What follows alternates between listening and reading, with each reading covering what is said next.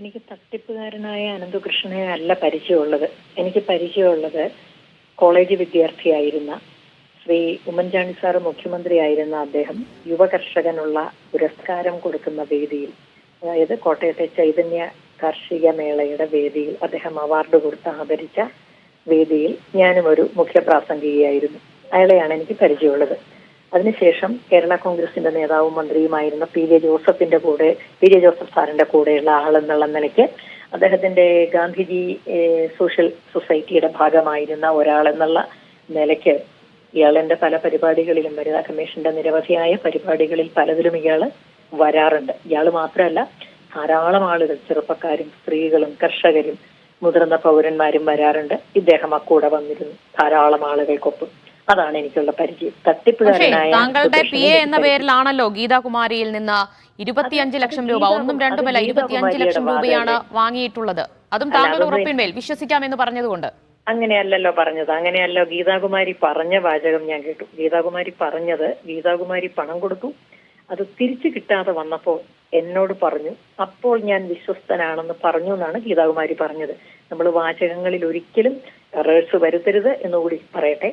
ഗീതാകുമാരി പറഞ്ഞത് അവർ 25 ലക്ഷം ഉറുപ്പിക കൊടുത്തു തിരിച്ചു കിട്ടാതെ വന്നപ്പോ അവരെന്നോട് പരാതി പറഞ്ഞു. അപ്പോൾ ഞാൻ പറഞ്ഞു വിശ്വസ്തനാണ്.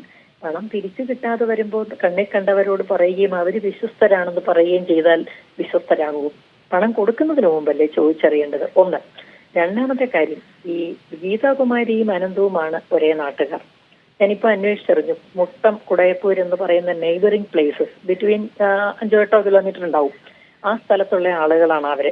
ഏതാണ്ട് 45 കിലോമീറ്റർ ദൂരെ കാഞ്ഞിരപ്പള്ളിയാണ് ഞാൻ താമസിക്കുന്നത്. ഞാൻ എങ്ങനെയാണ് പരിചയപ്പെടുത്തുന്നത്?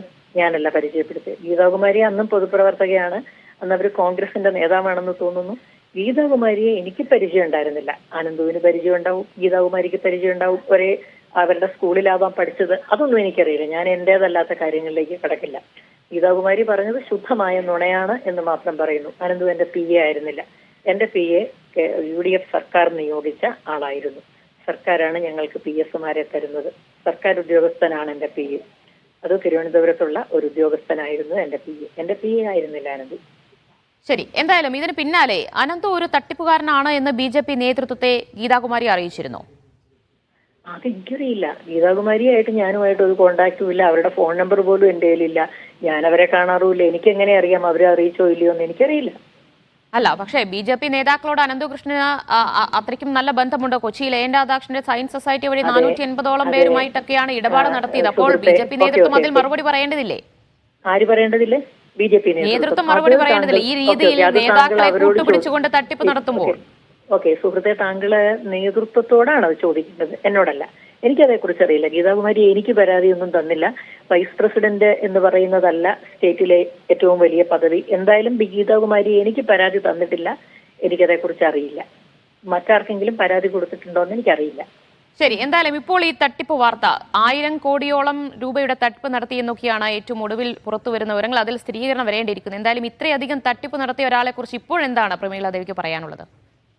അയ്യോ, തട്ടിപ്പ് നടത്തിയ ആളെ കുറിച്ച് നമുക്ക് എല്ലാവർക്കും ഒന്ന് തന്നെയല്ലേ കുഞ്ഞെ പറയാനുള്ളത്. ഇയാൾക്ക് എന്താ പറയാനുള്ളത്? അത് തന്നെയാണ് എനിക്കും പറയാനുള്ളത്. തട്ടിപ്പ് നടത്തിയ വസ്തുതകൾ അന്വേഷണത്തിൽ പുറത്തു വരട്ടെ അല്ലേ, ആർക്കൊക്കെ പങ്കുണ്ട്? തീർച്ചയായിട്ടും വസ്തുതകൾ അന്വേഷിക്കപ്പെടുകയും തീർച്ചയായിട്ടും തട്ടിപ്പ് നടത്തിയെങ്കിൽ അത് വലിയ അപരാധമാണ്. ഞാൻ ഒരു കാര്യം കൂടി പറയാം.